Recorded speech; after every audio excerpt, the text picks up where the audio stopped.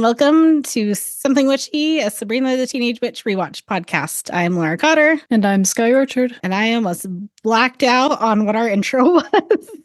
I could tell it was a different cadence than normal. It was a different cadence. A little bit tired. Oh, I have an update on the rifling versus riffling. Ooh. From a couple episodes ago. So I'm listening to more books in the same series. And I looked it up because they keep saying riffling. And I'm like, this is driving me insane. I have to believe that professional voice actors, readers, whatever you call these people, like they have to know how to pronounce things. They're two different things. Oh. Rifling is to look like quickly and chaotically through something. Riffling is like when you like thumb through the pages of a book. Like it's more casual and it's just like a quick glance. I'm sorry, but that just sounds like someone tried to make an excuse for why they mispronounced something. There are two different things. They mean kind of opposite things. One is like a frantic, chaotic search, and one is kind of like a calm, casual search. Two different things. I also learned I've been saying coup de grace wrong. In my brain, you don't say this. It's French, and you don't say half the letters. I can say that because I'm wearing a beret right now.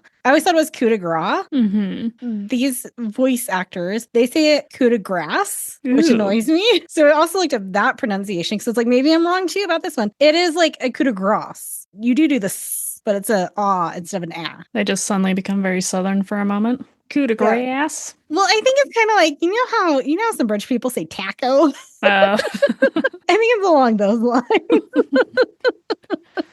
Which sounds like the way a Southern person would say taco. Seeing some connections here. Isn't it like the Appalachian accent is like close to Elizabethan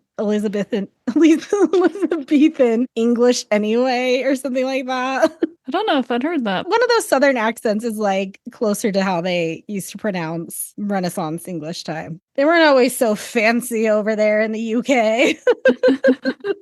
All right. This was a hard one to come up with a question for, mostly because I'm just not feeling this episode, and we'll get into that later. My question currently in the notes is just art movements? ?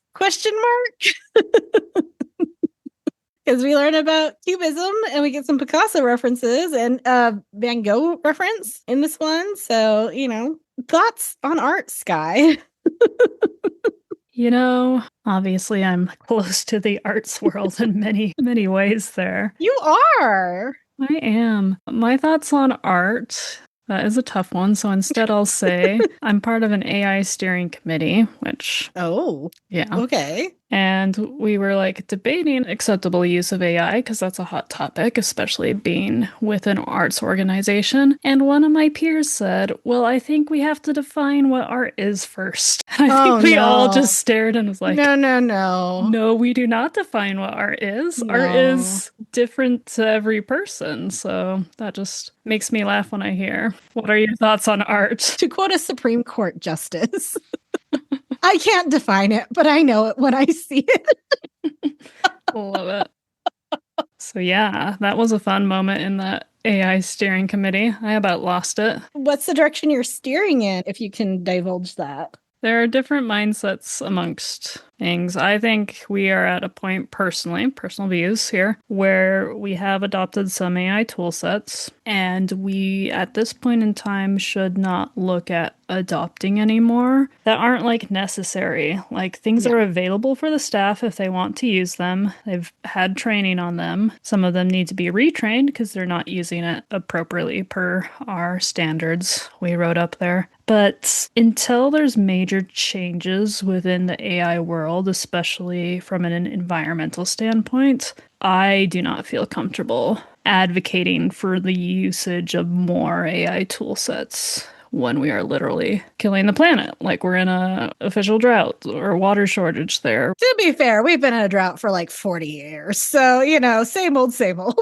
Our country just did terrible damage to the Middle East. That's going to have worldwide impacts to our climate. That's fair. Anyways, so that's my thoughts on AI. I also feel like AI has become a catchphrase for things that are maybe not AI. I feel like they say some things are AI, and I'm like, no, that's spell check. Yeah, that's not really AI. It's scary how many people have become reliant on it Oh, because the bubble is going to burst. It is unsustainable. And when that bubble bursts, sooner rather than later, a lot of people are going to be struggling. But the good thing about this, future bursting of the bubble, let's see how many times I can talk about the bubble bursting, is it's an opportunity to rebuild and rethink of like the proper uses of AI versus sort of this very wrong way some people have taken AI and like how we efficiently run these data centers without killing the environment. AI to find cancer drugs? A plus. AI for military usage? Hell no. I was going to say AI is your girlfriend? F minus. Although I will say, I was reading a Reddit post today, and this woman's like, I found out my husband was cheating on me with 8 AI girlfriends. Oh, gosh. And someone made the very, very nice point that, these people are taking themselves out of the gene pool. So That they are.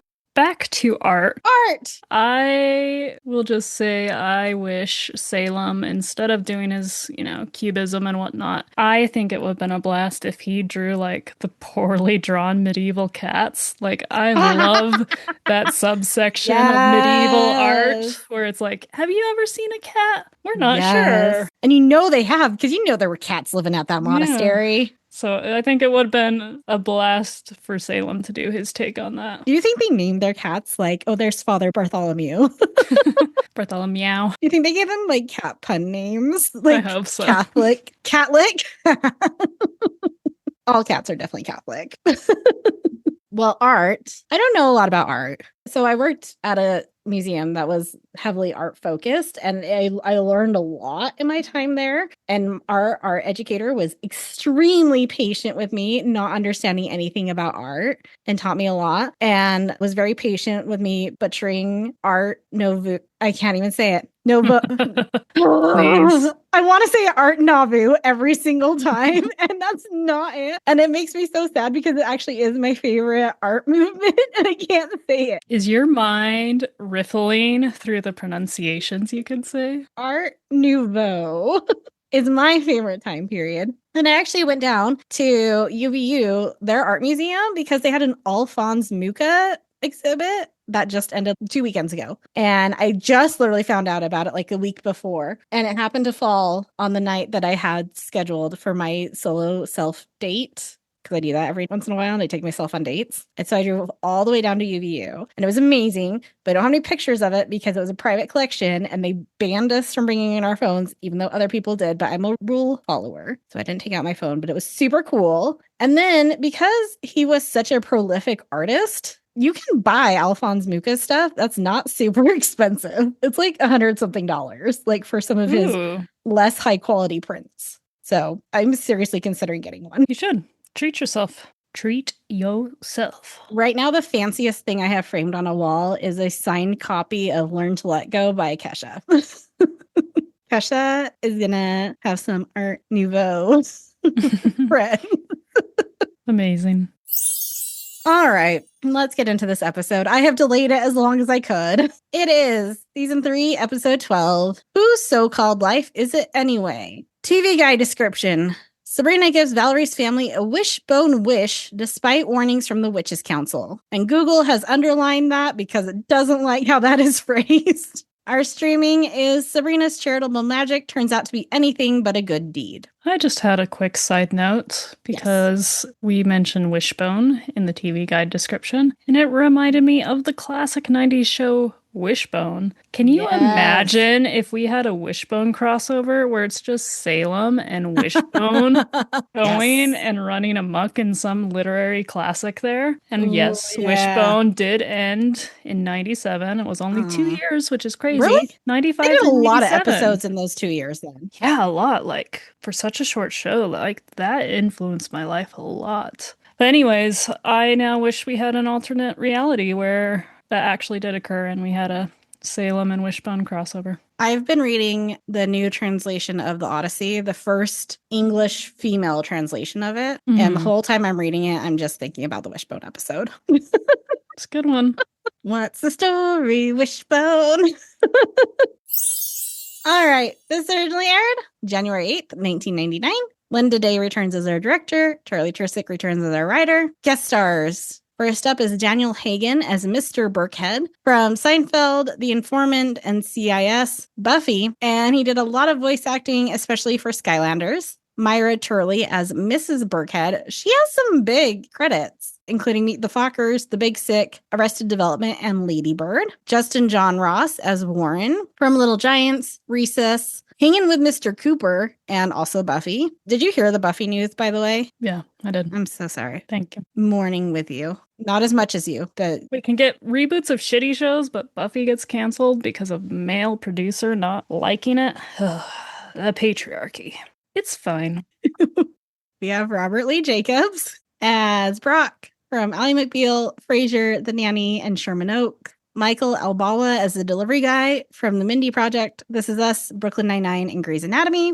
Marika Castile as student number 1 from Steve Jobs, Party of Five, and Saved by the Bell, The New Class. And Joe Eric Mercado as student number 2 from Mighty Morphin Power Rangers, Beverly Hills Ninja, and Crouching Waiter, Hidden Chef. What are your overall thoughts, Guy? I didn't mind this one. I think we got some more insight into how and why Valerie is the way she is. And so I liked that at the start. I liked the B storyline again, like we talked about there. Once Valerie started acting like Sabrina, I didn't necessarily I was engaged with it, but I didn't necessarily like the direction, I guess, she was given on how to act like Sabrina, if that makes sense. But still liked the episode overall. I feel like Valerie's depiction of Sabrina is slightly more accurate than Libby's depiction of Sabrina when Libby and Sabrina swap personalities. Mm-hmm.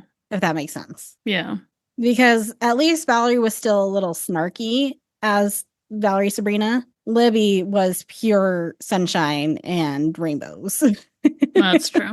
So I feel like Valerie's a little more on. Yes, it was interesting-ish to meet her family. I am just very, very tired of, we have had development of Valerie. We know she's on the cheerleading squad now. I know it's second string, but she's still on the cheerleading squad. We had her take second place or third place at the science fair. We've had Valerie getting accomplishments, and it feels like 5 steps back to be like, oh, this is Valerie. Her whole personality is that she's a loser.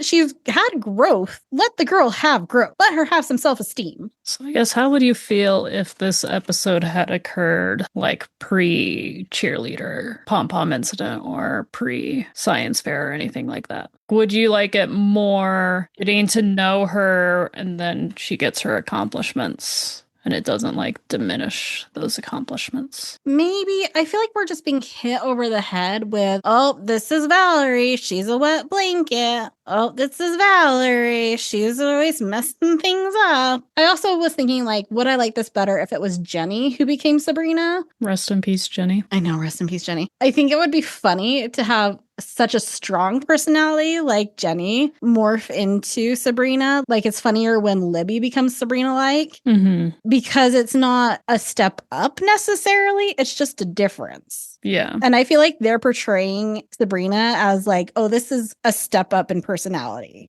It could just be because it's a Valerie heavy episode and that bums me out. What? You don't like Valerie, Laura? Also, for her parents, for her mother, to wish her to be different when she is a product of her parenting, that was kind of hurtful. Okay, but some parents just have their heads in the sand. I am aware. There are terrible parents. We've all, as a friend group, have heard stories. I'm a little peeved with Valerie's mom. Mrs. Burkhead. Mrs. Burkhead. She doesn't even get a first name. Well, let's get into it. We start off with Salem painting in the living room. He needed a creative outlet after no one read his screenplay. What do you think his screenplay was about? Probably world domination. I was thinking a World War I, World War II, really heavy, dense movie. Yeah. Sabrina admires the Cubist painting. Salem compliments his model, who happens to be Hilda with her face rearranged. Our outfit intro. Was it me or were you also confused by this one? I accidentally hit skip. Okay. And so I just saw the very end of the weird brown suit and watch the video. But the brown suit was weird, right? Yeah. Okay, so I think it's supposed to be a flight attendant, but it looks like she's wearing an old-timey movie theater usher outfit. And she says, for your safety, please watch the following video. Because if she's supposed to be a flight attendant, I feel like they would put her in like a Pan Am uniform, not a brown suit with pants. And the hat. It was a very old-timey theater usher. Yeah. Zelda is reading a magazine, Enchanted by. Salem says, you can read a magazine, but you didn't have time to read my screenplay. Zelda says, I got through volumes 1 and 2, but then it seemed to drift. I'm betting it's a French Revolution. Ooh. You know how like Les Mis has a weird couple hundred pages that just like goes off course? We spend how many chapters down in those sewers? Too many. That's what I'm betting. I'm betting it's French Revolution. Hilda comes in to brag about the new guy she's dating. Good for Hilda. I am glad that we are past the I'm upset about Mr. Kraft part for now. And she's finally leaving the house again, sort of. Yeah, good for her. She's got a life. She's not sitting in her pajamas eating cereal in the middle of the day. Sabrina gets ready for school, and Zelda tells her to read an article about refraining from charitable magic. Hilda keeps piping up about her man. Zelda tells Sabrina that charitable magic can be disastrous by removing obstacles that help people grow, like the witch that got rid of her friend's acne, and now her friend will no longer go on to discover the cure. Salem asks for his food to be put in a crystal bowl, and Sabrina gladly zaps it. Salem says, do you mind terribly if I ask for that in a crystal bowl? As an artist, I'm sensitive about these things. Zelda tells Sabrina that was charitable magic. Oh, come on. Salem's not going to accomplish anything in his life. Salem says, hey, I'm still way ahead of half the Kennedy children. And I'm pretty sure one of the Kennedy children they're referring to is RFK Jr. Yep, 100%. Given the time period. Like R.I.P. JFK Jr. Yeah. The wrong cousin was in that plane. Also, his little artist outfit. Yes, he wears his outfit throughout this whole thing. That little kitty actor has on that beret the whole time. It was great. Harvey is struggling to open his locker. Sabrina knows she shouldn't, but magically helps him out. Harvey goes flying backwards as the locker opens. What do we think the repercussions for Harvey are in this situation? He can probably never actually help anyone open like a pickle jar or anything else in his life ever again. His upper arm strength, gone. I think he would learn how to pick locks. Ooh. And go on to be like the greatest jewel thief of all time. Gosh, Sabrina. No hope diamond for you when he proposes. Valerie grabs Sabrina to ask her something while Libby insults Valerie's hair. If it's about your hair, yes, it does look like a woodland creature's home. Sabrina loudly talks about Libby's lice problem. I mean, you should be charging those little fellows rent. It's funny. Libby leaves and Valerie continues her question, asking Sabrina to come over for dinner. It's charades night. Sabrina agrees. Do you like charades or you like to feel fancy and say charade? Charades. I'm not fancy. I'm from Idaho. You can be fancy in Idaho sometimes. Wear your fancy outfit to the hoedown. Do some Cotton Eye Joe in a tuxedo. Shine up your cowboy boots. The belt buckles. Serve your potatoes on a gold plate. Salem sits on the couch, surrounded by paintings, wondering how to make money off them. I know. All I need is a human. As he sees Hilda. Close enough. Hilda comes in and he asks her to take the paintings down to the gallery. Hilda says no. Besides, they won't take paintings by a cat. Salem tells her to claim them as hers, but Hilda doesn't like his paintings. Just then, Brock, Hilda's date, arrives. He's impressed by the paintings, and Hilda immediately takes credit. Sabrina sits at the table with Valerie's weird family. And a side note on Valerie's family, it is set up a lot like Clarissa's family in Clarissa Explains It All, which Melissa Joan Hart starred in. So like Clarissa, Valerie's mom is a health food maniac, her dad is an architect, and she has an annoying younger brother. Valerie's father is a safety inspector, but it's close to architect. Valerie's father explains what he does as a safety inspector. Being a safety inspector boils down to this. People pay me to do their worrying for them. I like following safety inspectors, home inspectors on Instagram, especially the one that has the little pointy finger on the stick. And they just go around tapping at all the things that are wrong in the new build houses. Tap, tap, tap. And then I look around at my house and I'm like, oh no. Valerie's brother puts on a helmet that he wears in the car. And Valerie's mom serves beets since she's a nutritionist. Valerie whispers, I never said being my friend would be easy. Sabrina zaps the beets to Salem's paint palette, and he eats them. What a beautiful shade of red. I could use that color to create a masterpiece. Nah, I'll just eat it.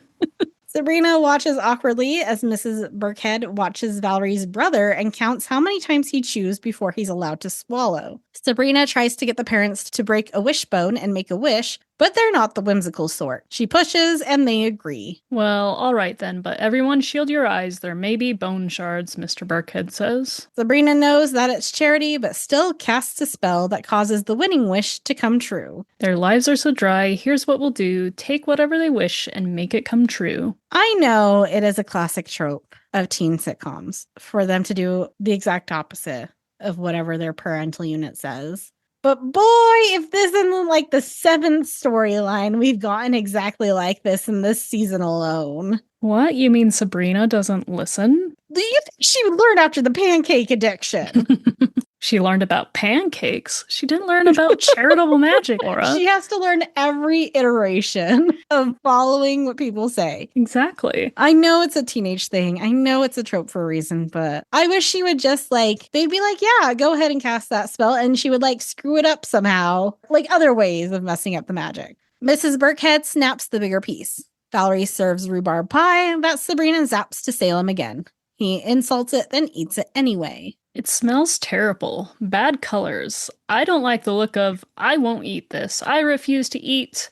And then I like the screen directions that say chomp, munch, gobble with exclamation point. Also, I imagine a rhubarb pie would just be like a rhubarb crisp, which is a very popular dessert. It's a very common thing. My thought was, because I actually just saw this come up on my social media, there's an episode of Modern Family where Alex moves out or something, and how they all just break down and everything goes to chaos without her around. And Phil, and I can't remember the little brother's name, but they harvested some rhubarb and they made a rhubarb pie out of it, and they're showing her and they're like, look, we did this without you, and everybody take a bite. And they're all starting to eat it, and she was like, did you take off the leaves? And they're like, no, why? She's like, you're gonna die, that's very poisonous. Maybe there were rhubarb leaves in the pie. Maybe.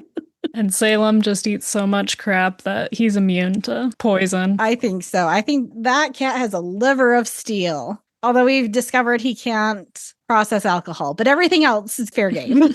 The Burkheads and Sabrina are playing charades. Sabrina guesses correctly again for a score of 18-2. Her guess is the effect of gamma rays on man in the moon marigolds, which is a long title for a 1972 film by Paul Newman. IMDb's description is middle-aged misfit Beatrice Hunsdorfer struggles to raise her 2 daughters, popular epileptic Ruth and promising science student Matilda. And then I liked this snippet from Wikipedia, where Matilda's science experiment is designed to show how small amounts of gamma radiation from cobalt-60 affect marigolds. Some die, but others transform into strange but beautiful mutations, completely unlike the original plants. Similarly, Matilda has managed to muddle through a grim existence in a dilapidated, debris-ridden house in a lower-middle-class neighborhood, learning to deal with her embarrassing mother while managing to avoid becoming anything like her, a future for which her sister seems fated. And I included that Wikipedia portion because this Chicago Sun-Times review made me laugh, where they said, the film is hard-edged enough to be less depressing than it sounds. It sounds pretty depressing. Sabrina tries to excuse herself as she is really tired and thanks them for dinner. Well, I really better get going. I'm really tired and no wonder it's 8:15. Valerie says, this is the latest anyone has ever stayed, including blood relatives. Thank you. And then Valerie says you should get out because she's going to give you the recipe for the lima bean loaf. And we've established the mother's a health nut. Where did the wishbone come from? You know, that is a great... Was there a turkey on that table? I do not think there was a turkey. Was it a tofurkey? Was it a tofu bone? I mean, it snapped like a normal bone, right? What was that bone? Could have come from an extinct theropod dinosaur, which also had a wishbone and not just modern birds. You know those theropods. They're real low in fat. They really are very healthy. And it was big. It was the size of a turkey wishbone. So I don't think it could be like a chicken. Yeah, or a duck. Or anything small like that. It had to be a big bird. I don't know where that wishbone came from. Maybe it's their decorative wishbone, and Sabrina made them break it.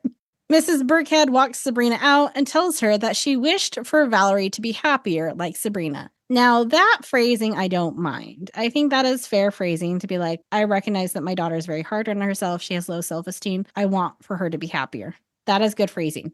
What we find out it actually is problematic. Hilda tells Salem that the gallery bought all of the paintings and they want to have an exhibition of the work. Then she tries to tell Salem about her date, but he's not interested. He asks for the money, which Hilda got in all singles as he requested. He rolls around on the money. And amazing kitty actor, roses and orchids. So cute. Rolling around in those ones. I have Mabel bucks. I wonder if I put catnip on some Mabel bucks, if Mabel will roll around on them. Ooh, do it for the pod. Mabel. I'll try it for the gram. Valerie greets Sabrina at school, happier and feeling different. For the first time in years, I didn't have my naked in the Superdome dream. This girl needs psychotherapy. Libby comes by to insult them. Sabrina starts a comeback that Valerie finishes. Sabrina says, Libby, you better run along. Aren't you late for your... And then Valerie says, Future Bitter Divorcees of America meeting? To which Libby replies, my worst nightmare, freaks in Sense-Around. Which Sense-Around was a pioneering 1970s cinema audio technology developed by Universal Studios and Serwin Vega that used massive subwoofers to produce intense, low-frequency sound waves, exceeding 120 decibels. Designed to make audiences feel vibrations, it debuted in the 1974 film Earthquake. It was famously used for Midway, Roller Coaster, and Battlestar Galactica, but was discontinued due to complaints about structural damage and excessive noise. You know, when I had my self-date night the other night, because I went to the museum and then I drove the 45 minutes back up here, and then I took myself to the Olive Garden, where I heard a man call gnocchi Geneshi, which is why I go to the Olive Garden, because I love people watching at the Olive Garden. It is the best thing in the entire world. And then I went home and I was like, oh, maybe I'll go to a movie. But there was like some Formula One race stuff and there was some gymnastic stuff. So I ended up staying home and watching Zootopia 2 at home. But I was looking at going to see Hoppers and they have 4D seats. And they're like, oh, the seats now move. I'm like, in a Disney? What are we moving around for Hoppers? What's that about? I don't think every movie needs to have that much interaction in it. You just feel like you're hopping along. Did you ever do the one at Disneyland? They don't have it was like the Bugs Life one. Mm-hmm. And like when they poke you in the back. Yeah. Oh, no. I'm okay with my interaction staying on the screen. You want those 2D? I know people are like, oh, but like, what if we could smell? I'm okay. I don't need to be that immersed. I will say soaring over California. Though, well, yes. As far as a 40. That citrus grove smell. And like pine and like ocean. And I don't want to smell a lot of the movies I watch. I will say the cooking scenes in The Bear, I would be happy to smell some of those because they look gorgeous. And I bet they smell gorgeous too. That's it. Valerie and Sabrina have insulted Libby. Sabrina laughs and is happy with her spell. And I typed, dun dun dun. We know what's coming. Mrs. Quick is reading a math problem out loud. Sabrina starts to answer it, but Valerie interrupts and gives the correct answer. Mrs. Quick is surprised. Why, Valerie, that's another one right. Either you've been studying or... And then she asks Sabrina, have I been mouthing the answers again? And Sabrina says, no, Valerie is just becoming more like a person that's good at math. Sabrina tries to ask Harvey if he noticed any changes with Valerie. He just says she seems happier and more relaxed, like Sabrina. Sabrina tries to clarify that he doesn't think Valerie is becoming her, but Harvey just laughs it off and is like, guys don't think about these things. And as they exit the library, it's a terrible looking library. It's not the same library set we've seen before, right? They changed it, like, because the library set we've seen before has like multiple bookshelves. This was a wall with one bookshelf. And I know it's also partly in the angle we're looking at, but it was bad. It's all those book bans. As they exit the library, Valerie rushes past. Sabrina tries to grab her, but Valerie is in a hurry to go help tutor Spanish. That's what Sabrina does, and she asks when Valerie learned Spanish. But Valerie, yo no sé, doesn't know. They both then start speaking at the same time and continue multiple times. Valerie laughs at how weird it is, then leaves. Sabrina shows up at the Burkhead house and asks Mrs. Burkhead exactly what she wished for. Her wish was, I wish our Valerie could be just like Sabrina. Sabrina starts to worry as Mrs. Burkhead goes to get Valerie. Try to stay calm. It'd be so unusual for a spell to backfire on me. And then Valerie shows up wearing the exact same outfit as Sabrina. Do you think her closet magically transformed? Probably. Just drawn to each outfit each day. Do you think it's just working on Valerie, or do you think it's working on both of them and guiding both of them to the same choices? I think it's just Valerie. So Sabrina has to wake up before Valerie does. Yes. Okay.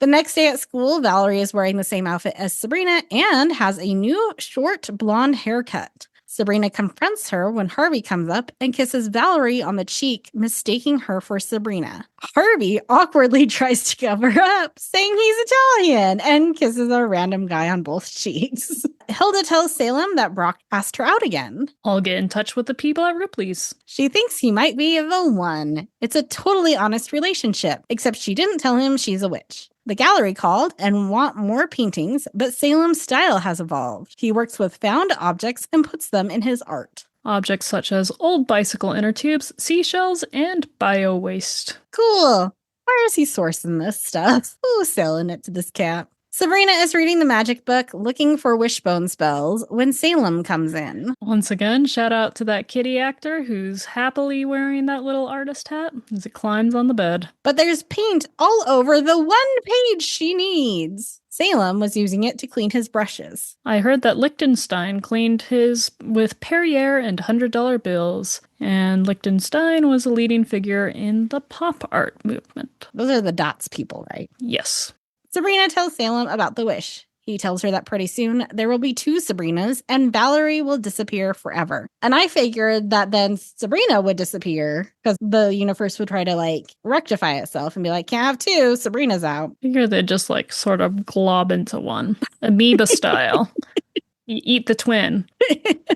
Sabrina asks for help. Salem, unhelpfully, tells her to move and change her name. I recommend Agnes. Sabrina realizes that if she acts like the old Valerie, Valerie will also start acting like her old self. Sabrina goes back to school and sits with Valerie at lunch. When did Sabrina go home? I have to believe she's using magic to pop in and out of her house. Otherwise, she's just skipping classes to go home. Sabrina's back at school somehow, and she sits with Valerie at lunch. Sabrina starts to act like she's depressed and anxious.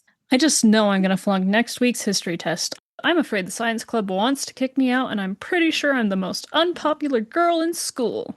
But Valerie just says she's going to cheer her up and invites Sabrina to her house again, accidentally saying aunts instead of parents. At dinner, Sabrina is whining about how she won't get into college, and Harvey will break up with her, and Russia is economically unstable. The more things change, the more they stay the same. Valerie reassures her to cheer her up. Mr. and Mrs. Burkhead are even happier. Mr. Burkhead realized how negative he was at work, and Mrs. Burkhead serves a very deep-fried dinner. Even Valerie's brother is going to run with scissors. Sabrina realizes this will be harder than she thought. Hilda returns from the gallery with bad news. The latest painting's bombed, but she still has a date with Brock. Salem tries to reassure himself, then sobs. Fame, you are a fickle mistress. Well, I still have my art, and that's what's important. I do this because I love painting, not to get rich. Who am I kidding? I just made a down payment on a mail-order bride. Oh, Salem. Valerie walks down the halls at school, and everyone calls her Sabrina. She's thinking about changing her name to that. But Burkhead doesn't work. Her last name should start with an S. She then asks Harvey out to the slicery. Alone. Sabrina overhears all this and zaps herself into a... Would you say this is more punk rock? More goth? More... It's not emo. More gothy? Gothy? Goth rock? Not goth. Into a goth outfit. Mrs. Quick asks if something is bothering her and says she should talk to someone more mature, like Valerie. Salem sobs while Hilda pets him. She tells him that Vincent van Gogh didn't sell anything in his lifetime, and he was still a great artist. The doorbell rings. It's a delivery man with several funeral wreaths. Hilda takes them, confused. Zelda comes in reading the newspaper.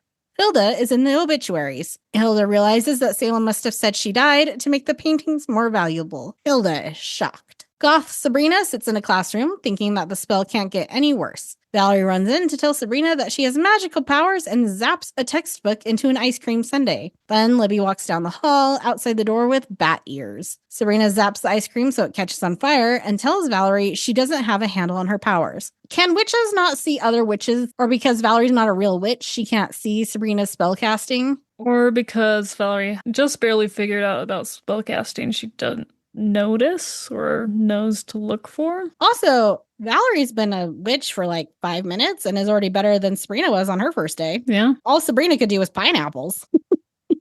Yeah, you don't want to eat Libby with bat ears. The popular girl is not a fruit. Good job, Valerie. That would have been funnier if she did all the same things Sabrina did when Sabrina first got powers and everything was pineapples. Sabrina is going to take her somewhere safe and rushes her out. You're not going to turn me over to a bunch of scientists or try to sell me to the government, are you? Sabrina says, of course not. Not right off the bat, anyway. Bat. But do you think that was a callback to the Libby years, or do you think that was just... I think the writers were calling back to the Libby years. I choose to believe. Brock arrives at the house and asks Zelda how Hilda died. Zelda asks for a moment and goes into the kitchen where Hilda and Salem are. Zelda tells Hilda that Brock is here. Hilda forgot they had a date and is about to go out to see him when Zelda stops her. Brock thinks she's dead. She'll tell him she's not. Salem says that he'll know Hilda faked her death to sell paintings, and if she tells him they're not her paintings, he'll know she lied. Hilda angrily sits back down. Zelda goes to gently break the news of Hilda's death. Hilda realizes that she can just say the newspaper made a mistake, and then sits in the kitchen for another 30 seconds for some reason. Brock sobs on Zelda's shoulder when Hilda comes in, proclaiming that she's alive and the newspaper made a mistake. He screams and runs out the door. Hilda doesn't understand. Zelda shows Polaroids of Hilda in a casket she zapped in to give Brock closure. I'm so pale. You're dead. That was a real fast funeral, by the way. If she just saw Brock yesterday, died, and they already had the funeral. Must have been like a very horrific death where it's just like, nope, no viewing, nothing. There's so little remains. We just package it up. Sabrina hides Valerie in her room. Valerie starts going off about how she's going to have to hide her powers for the rest of her life, and Sabrina has no idea what kind of pressure she'll be under. Sabrina sarcastically agrees. Sabrina, still a goth, joins her aunts in the kitchen as Zelda takes care of some of the funeral flowers and Hilda mopes. Look, Hilda, Sabrina's going through that charming to assert my independence, I'm making myself as ugly as possible phase. If that's the kind of look you're into, Sabrina looks attractive. Yeah. I know it's not everybody's cup of tea, but she doesn't look hideous. Zelda's being a little snobby. We know Zelda and Hilda are a little waspy. Sabrina admits she got into trouble with charitable magic. The scene flips, and Sabrina is telling her aunts that Valerie is a witch. First, Hilda tells her to change her clothes. Zelda then says Sabrina has to get Valerie's parents to say exactly, "We're happy Valerie has changed." Sabrina doesn't understand. That's the exact opposite of what she wants them to feel. Zelda, at her wit's end, yells that they know more about this than she does. Sabrina says it shouldn't be hard because they love the new Valerie. I love that Zelda had a little bit of a mental breakdown and was like, would you freaking listen to me for once? Just once. Trust that I know more. This is the 7th time we've had to help you because you didn't listen to us. In this repeat of your 17th year. Not only did we have to go through 2 Halloweens. The scene flips again, and the Burkhead home is in darkness with everyone slumped onto couches. Sabrina doesn't understand. Mr. Burkhead says a bridge he approved sank, and Mrs. Burkhead got fired for recommending lard to a heart patient. Even Warren seems to have been electrocuted. Mr. Burkhead says this all happened because Valerie changed. Sabrina tries to get them to say they're happy she changed, but Mrs. Burkhead is not. Sabrina suggests they play charades and flips on the lights. She starts leading them through the phrase she needs them to say. They get, "We're happy," when Valerie magically appears. "We're happy, Valerie." They're almost there. Valerie takes a deep breath and tells her family that she has magical powers. She zaps her brother, and her mother says, "You changed Warren into a dingo." Sabrina happily exclaims that they said changed, so they said, "We're happy Valerie changed," which is a really big stretch to me and doesn't seem like the sort of thing the Witches' Council would approve of. The writers were like, oh shoot, we've got to wrap this up. I was expecting a part 2 because it had taken so long without a resolution. Well, don't you worry, because we're going to magically wrap it up.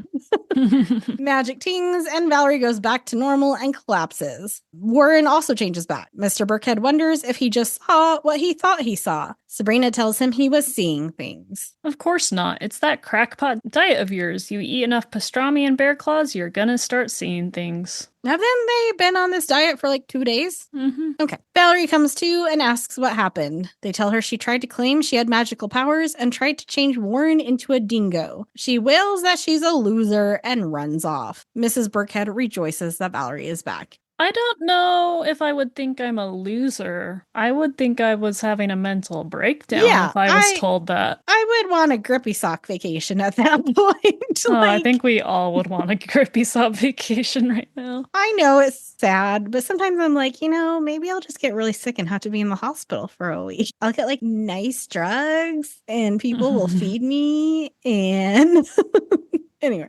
Yeah, I think it's this part that like ruins the whole episode for me where she says, I'm such a loser. Like if it had been something different, I'd have been like, oh, I think I need to see a therapist or, oh, I've got to stop eating, bear claws or whatever it was. Like if it had been something other than I'm such a loser, when we have spent so many episodes trying to be like, Valerie, you're not. Valerie, you're fine. This line was the nail in the coffin for me. The rhubarb pie had the leaves after all. That would have been the perfect thing. Would have been like, oh, I think that rhubarb pie was bad or something. We also have to assume that Libby has been changed back. However, the Burkheads have memory of what has happened. Does Libby also have memory of the bat ears? I mean, I think Libby has a lot of repressed memories of stuff that's happened. Libby's also in therapy?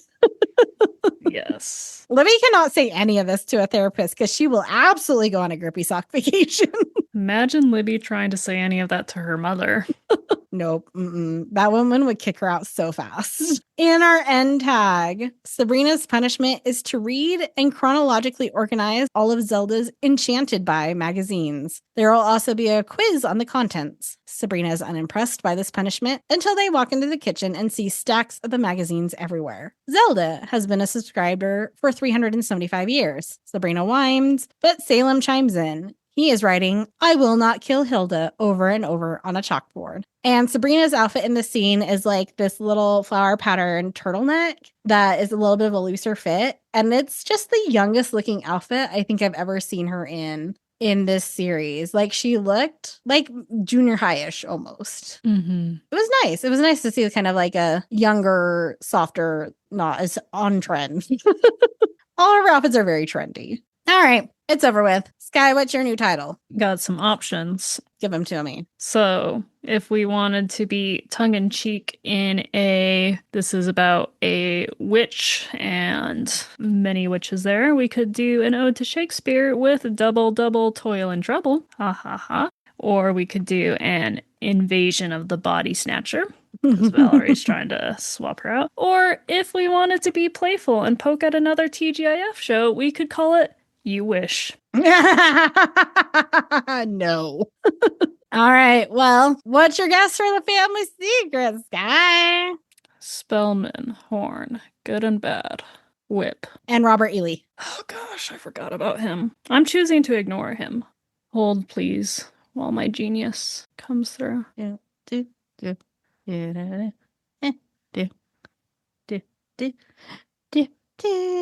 I could punch you through a Zoom screen, knock your little beret off. I can knock my own beret off.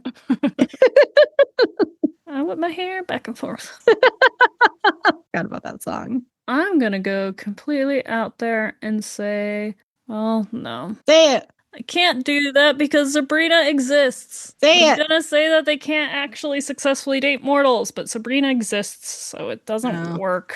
I mean, her parents' marriage wasn't successful. That's true. What do we consider success? So Sabrina and Harvey are doomed. That's the family secret. I don't know how Robert Lee plays into that, but okay. Because men. Patriarchy. No mortal witch relationship can last longer than the Confederacy. Love it. All right. Our next episode is season 3, episode 13. What Price Harvey? What do you think it's about, Sky? I think that Harvey's gonna get a little bit of an ego or a little bit of an attitude there. And it comes at a cost. We have an amazing guest star next week. We do get a bit of family secret. Tossing us a wishbone. Well, that's our episode. Please like, share, rate, subscribe to this podcast. You can email us at somethingwitchypod@gmail.com. You can follow us on Instagram at somethingwitchypod. And I have taken to creeping in people's threads whenever they mention Sabrina the Teenage Witch and being like, hey, you want to check out our podcast? You know, like those like creepy guys in old movies that like, hey, we want to buy a watch, and they open their trench coat and it's me on the internet being like, you want to see a podcast? Would you like to buy a sundial? Yes. And that's me in my digital trench coat. Well, if you've joined because of Laura's stalking you, welcome and apologies. If they're listening in order, they might not hear this one for a bit after they've joined. So anyway, until next time, stay magical.